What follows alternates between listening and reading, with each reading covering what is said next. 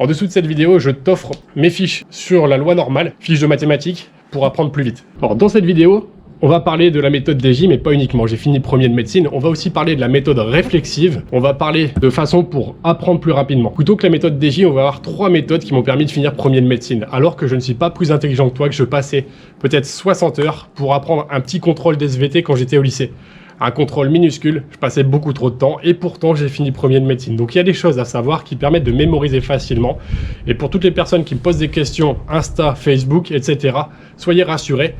Réussir ses études, ça dépend de méthode plus que d'intelligence. La preuve, j'ai réussi mes études. Alors, un aparté, Paul, ce crâne, tu m'as demandé de l'utiliser pour te faire une vidéo avec tous les os du crâne. Je vais faire ça prochainement, ça va pas tarder. Donc pour tous ceux qui voudraient ce crâne, là je l'ai démonté pour vous montrer l'intérieur, les foramen et tout ça. Bah, en description de vidéo YouTube, vous pouvez regarder, j'ai mis la référence. Alors tout d'abord, la courbe de l'oubli. Ici, c'est le temps. Et ici, c'est les connaissances. La courbe de décroissance, elle est exponentielle. Vous avez une décroissance exponentielle, donc là, on sait 100% du cours, par exemple. Et là, on ne sait plus rien, on est à 0%. Avec le temps qui passe, globalement, on oublie tout ou presque tout. Donc, comment éviter ça? Bah, il va falloir utiliser la répétition. À chaque fois que vous allez revoir un cours, ça va permettre de le mémoriser encore une fois, puis de le remémoriser, puis de le remémoriser. Pour toutes les personnes qui me demandent comment j'ai fait pour avoir un aussi beau classement en première année de médecine, bah tout d'abord, c'est la répétition des cours. Dans la méthode DJ, ils te disent de revoir les cours à J0, J1, J7, J30 et J50.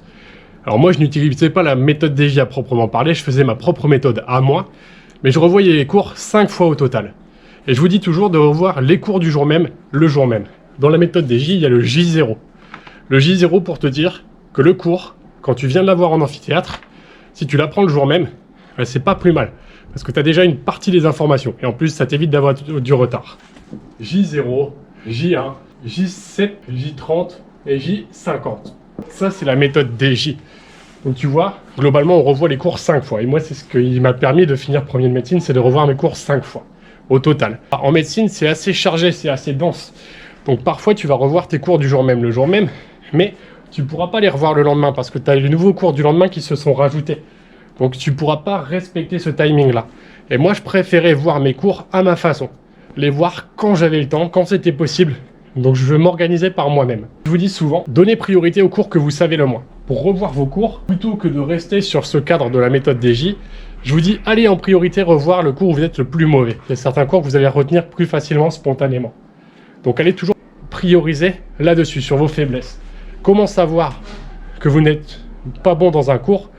Bah, il y a les annales. Faites des annales régulièrement, des QCM, les concours blancs ou l'école du tutorat ou toutes ces choses-là. Ça me permettait de savoir mes points faibles. Et ensuite, si j'étais vraiment mauvais, que j'avais pris une grosse pelle, je m'étais foiré dans une matière, je savais qu'il fallait absolument que je revoie ça en priorité. Donc comment savoir qu'on est mauvais quelque part? De cette façon-là. La méthode DJ, donc, elle vous dit de revoir les choses régulièrement, etc. Donc quand tu rapprends, ton niveau de connaissance monte, puis avec le temps, il diminue, etc. Donc il faut revoir de manière espacée. Et l'espacement permet de mémoriser d'une meilleure façon possible. À la fin du semestre, tu n'auras pas le temps de revoir tous tes cours 5 fois. Donc à la fin de semestre, il y a des cours, je les revoyais 3 fois. Alors un truc différent, c'est que la méthode DJ, voir ces cours 5 fois, ça ne marchait pas pour moi en chimie organique. En chimie organique, avec toutes les réactions, toutes les molécules, je n'arrivais pas à mémoriser, je ne sais pas pourquoi. Et revoir mes cours 5 fois, ça ne m'allait pas. Normalement, je me pose longtemps devant un cours, je le décortique, je passe plusieurs heures dessus. En chimie orga, impossible. Donc ce que j'ai fait, c'est, je les revoyais en 15 minutes, en tournant mes pages. Je lisais, je tournais mes pages. Et au lieu de revoir mes cours 5 fois en chimie organique, je les ai peut-être vus 30 fois. Je les ai vus encore et encore, et de manière à faire beaucoup plus de répétitions. Et au lieu de passer plein d'heures devant mon cours, je passais un petit délai, mais je répétais davantage. Il paraît que certaines études sur la mémoire nous disent que passer moins de temps, mais faire les choses de manière plus fréquente, ça serait mieux pour la mémoire. En tout cas, ça a fonctionné pour la matière que je n'arrivais pas à mémoriser. Par contre, pour les autres cours, j'ai utilisé ma méthode à moi, celle qui fonctionnait toujours, de m'asseoir devant mon cours, de passer du temps devant. J'ai adapté ma méthode. Quand ma méthode ne fonctionnait pas sur quelque chose, je l'ai modifiée. Il y a d'autres astuces sur la mémoire. Au-delà de la répétition, du fait de voir mes cours régulièrement, j'aime me faciliter l'apprentissage et retenir plus rapidement. réduire le temps pour apprendre quelque chose. Alors je voulais vous dire que toi qui me regardes, souvent tu m'envoies des messages, tu m'envoies des commentaires, tu me dis j'arrive pas à retenir. Bah, la fréquence c'est quelque chose d'essentiel. Même en étant un âne, même en étant quelqu'un de bête, quand j'étais petit j'arrivais pas à lire. J'étais mauvais. Quand j'étais au lycée, je passais peut-être 4 semaines pour apprendre un petit contrôle d'SVT où il y avait l'équivalent de 4 heures de cours. Donc j'étais très lent. Mais une fois que j'étais en première année de médecine, avec la pression, avec l'obligation d'être efficace, bah, j'ai réussi à être efficace. Parce que quand tu es au lycée, par exemple, tu as 50 heures, tu as beaucoup de temps pour apprendre ton petit contrôle pourri. Donc comme tu as le temps, bah, la tâche que tu as à faire, elle va se répartir sur tout le temps qui est disponible. Tandis qu'en médecine, le temps disponible, il est tout petit. Alors du coup, la tâche, elle va prendre le peu de temps qu'elle a. C'est la loi de Parkinson. Quand tu n'as pas beaucoup de temps pour faire quelque chose, en général, tu arrives à le faire. Si tu as beaucoup de temps, la tâche va prendre tout ce temps-là. Donc pour tous les gens stressés qui apprennent lentement au lycée, soyez rassurés, ça va changer. Pour les gens qui ont du mal à retenir, j'ai 2-3 astuces à vous dire. Moi, j'aimais les mémotechniques. Je suis monsieur mémotechnique. J'ai fait plusieurs centaines de mémotechniques. J'ai mes annales de médecine. Il y a 4 ans de concours là-dedans, donc plusieurs centaines et centaines de corrections. Il y a le premier semestre que tu vois là, mais il y a aussi le deuxième semestre que je te mets avec. Dans ces annales, tu peux voir par exemple des mémotechniques pour apprendre plus vite. J'aimais me faciliter la mémoire. Alors par exemple, on va parler du mode de sécrétion des glandes exocrines. Alors là, tu as des cellules. Regarde. Là, tu as des sécrétions. Bah, ces sécrétions-là, on peut les sécréter avec des petites vésicules. Ce n'est pas le cas de ce que je vais te dire maintenant. Par contre, toutes tes petites sécrétions, elles peuvent être là, tu vois. Et dans le cadre des seins, les glandes mammaires, moi je dis les seins pour le mémotechnique que je vais te dire, bah, plutôt que de te faire une petite vésicule, c'est toute la tête de la cellule qui va se détacher. Tu vois, toute la tête de la cellule. Donc globalement, une fois que tu auras l'excrétion, eh ben, tu vas avoir toute cette tête de la cellule qui est partie. On parle de apocrine. Apex. Apex, c'est la tête de la cellule. Bah, moi, mon mémotechnique, c'était tes seins me font perdre la tête. Les glandes mammaires, pour le mode de sécrétion, elles perdent la tête. Donc, mode de sécrétion apocrine. Donc, tu vois, globalement, j'utilisais aussi des mémotechniques. En plus de la méthode DJ, j'aimais me faciliter la mémoire, me faciliter l'apprentissage.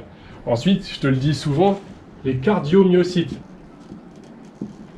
Cardiomyocytes, eh ben, au niveau de l'organisation musculaire, c'est des dyades. Et pour retenir plus facilement, tu vois, c'est CD. CD, comme un CD qu'on met dans un poste.